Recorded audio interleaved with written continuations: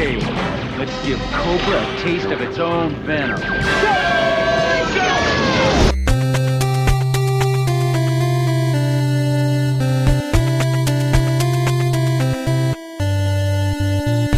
Yo Joes, welcome to another Patreon special missions request. This one was requested by James Russell, and it's for probably the symbol of G.I. Joe, a real American hero when it comes to vehicles.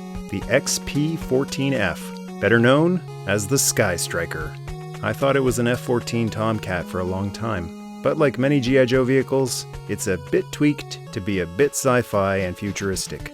Plus, evades some of those copyright issues in the process. Big toys have become pretty common nowadays, and big kids are able to own quite a few thanks to big paychecks. But in '83, before the u.s.s flag, Fortress Maximus, Thundercat's Lair, and Eternia playset, the Skystriker was a monster of a jet, dwarfing the previous gargantuan Joe vehicle, the Mobat, as well as Cobra's counter the following year, the Rattler. The new Skystriker's a real beauty. It wasn't just a big hunk of plastic to be whooshed through the air though. It had a couple of play features, and since it was built in '83, unlike most things these days, it was built to last, and the mechanisms on many of the vintage Skystrikers still work to this day. Like the real-life F-14, the Skystriker has wings that can swing in for added speed by pulling this tab. This baby was so fast, it didn't just dodge missiles, it could dodge lightning. Hang on!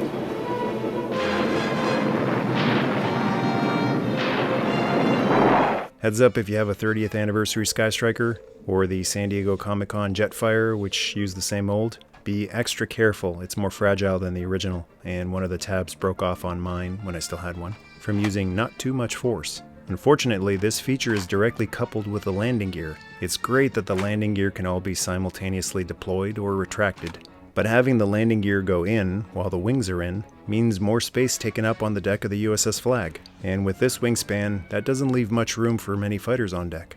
The new HasLab Skystriker is going to implement this long-needed fix though, and have them be independent of each other. That's a big play feature on the Skystriker, but there's a lot more bells and whistles with this bird to go.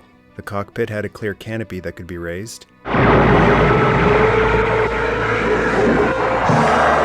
Or if you wanted to blow it off for ejection, so that the backseat pilot didn't get goosed, it could be easily removed. Joes could live to fight another day after taking a critical hit thanks to the removable ejection seats. They could easily be pulled out, thankfully no tabs holding them in to break. And the back of the seat had strings attached to an old school, variety store style Parachute Man plastic parachute. They went light on the detailing on the inside of the cockpit though. Maybe the cold climate's affecting the instruments. Not much going on the front console, and nothing for the back seat. Later versions of the jet added more details to give it a more realistic model look than an early '80s children's toy look. Back then, you had to imagine the beeps, boops, and lights. Ow! Cobra fighter! Closing fast! Another imaginary feature was the M61 Vulcan cannon. Fascinating. This baby ensured that anyone in front of it would not live long and prosper. And if you wanted to do some real damage to Cobra installations, it was equipped with 6 removable missiles. Guess it's time to bring out the heavy artillery!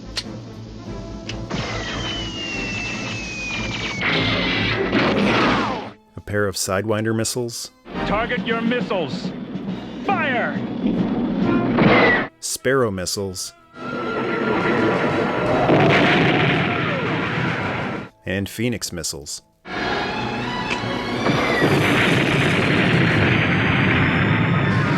And this is an innovative feature. Rather than having a handle underneath to grip like some later aircraft toys would have, the Skystriker had what's described as a fuel tank or fuel tank bomb underneath to hold onto when flying it around.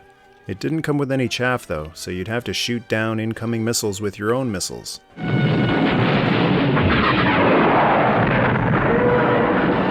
And Joe vehicles required constant maintenance to stay in top working order, so a pair of panels could be removed for mechanics to futz around in, and the rear jets could be pulled out.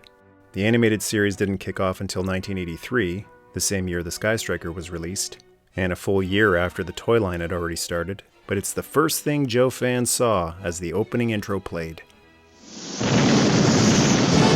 Yo! It's also used in the very first action sequence of the show. A number of them are destroyed by a surprise Cobra attack, but a few are able to get airborne. Hold tight!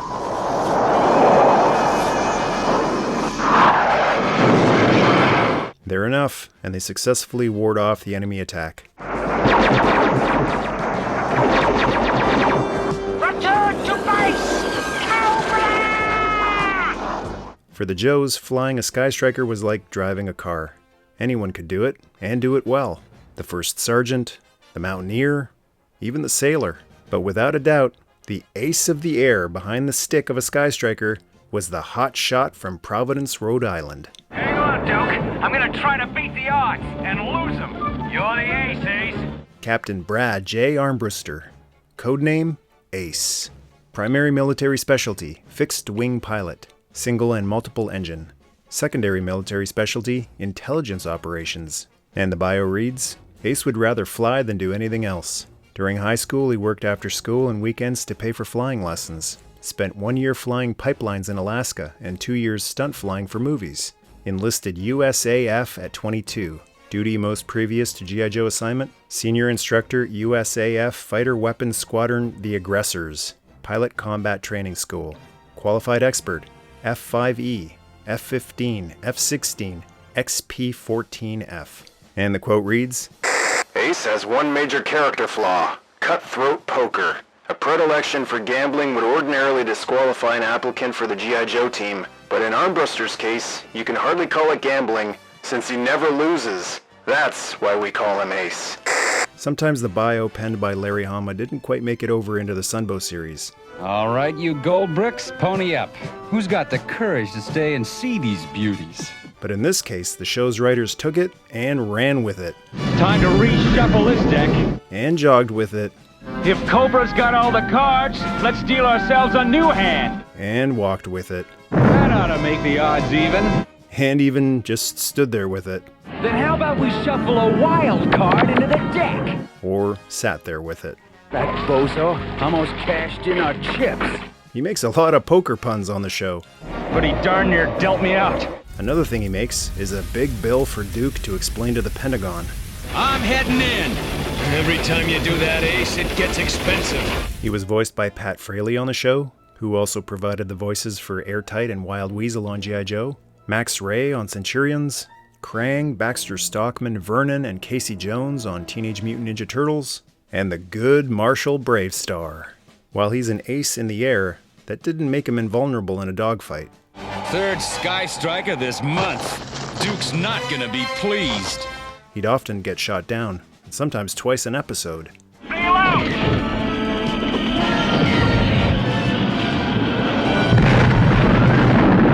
Luckily, he was able to walk away from most crashes unscathed. Except for the lethal wound to my pride. But if it had wings, Ace could fly it. You mind if I borrow that old crop duster of yours? As long as you don't bring it back looking like yours. What's Ace doing in that thing? Being a Top Gun requires top physical conditioning, so Ace was one of the more acrobatically gifted Joes on the team. And he still had a deadly hand even when not in the cockpit.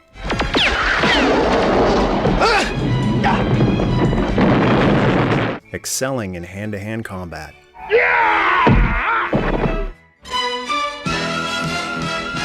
G.I. Joe will return after these messages. Now, back to G.I. Joe. The figure is quite different from the show design. They changed the reds to grays, and most notably, traded the astronaut-looking helmet for a traditional pilot helmet and mask. Although the Skystriker looks like a regular F-14, and by today's standards, a pretty outdated-looking jet, at the time it was intended to be cutting-edge, highly advanced, and so something more orbital was required to keep the pilot inside alive due to the extreme G-forces. Your stomach and your mouth trade places, and your brains feel like soggy cotton. The helmet is Ace's only accessory. There isn't much room behind the head for a regular Joe helmet if you wanted to give him the show look. The 25th anniversary Ace from 2008 had a similar looking helmet, but this one did allow room for more show-like headgear.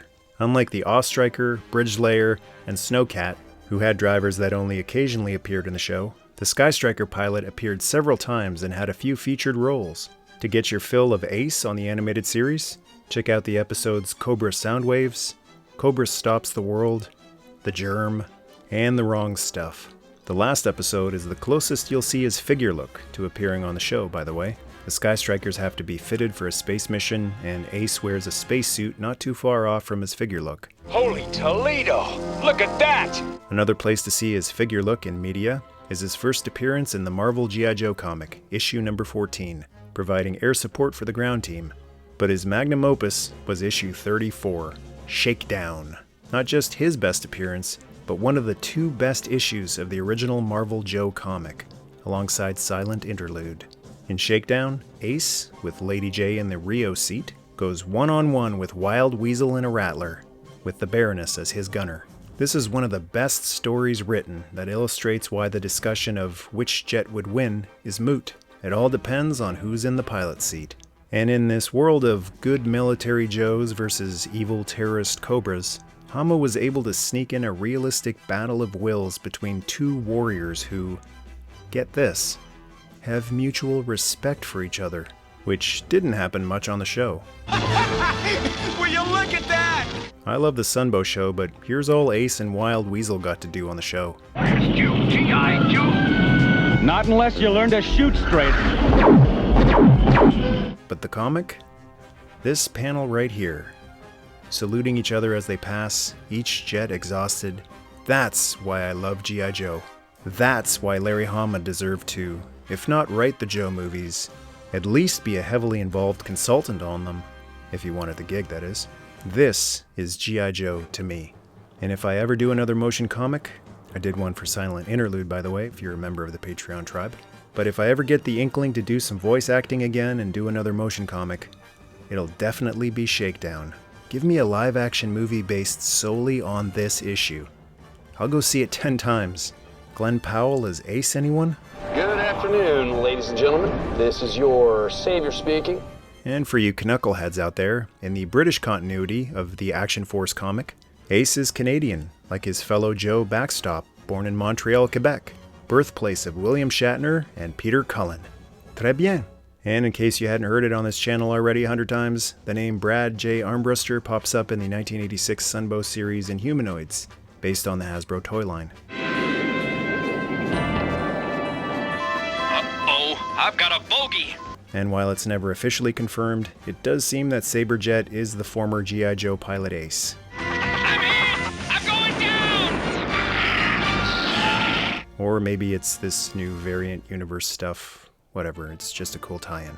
The 1983 Skystriker only included one figure, Ace, but the box art featured someone named Wayne Ruthel, or Ruthel, in the Rio seat. This character will finally become a figure with the upcoming HasLab Skystriker, codenamed Failsafe. But back in the day, the top candidate for Ace's backup was the 1984 figure Ripcord. Any Joe would work, but it looked a little silly having a guy in a space-worthy flight suit alongside a, let's say, bare-chested guy in a vest and a hat. So Ripcord's oxygen mask seemed to fit best. For such a tight space, really anybody but Beachhead. I thought I smelled something. And unlike on the show, you couldn't squeeze two in the back. Although the Skystriker came out in '83, some engineering was included that wouldn't be used until 2 years later, in '85. The u.s.s flag aircraft carrier playset included an arrestor hook that could attach into the back of the jet and catch the arresting wire to decelerate a landing and keep this expensive machinery from taking a dip in the drink.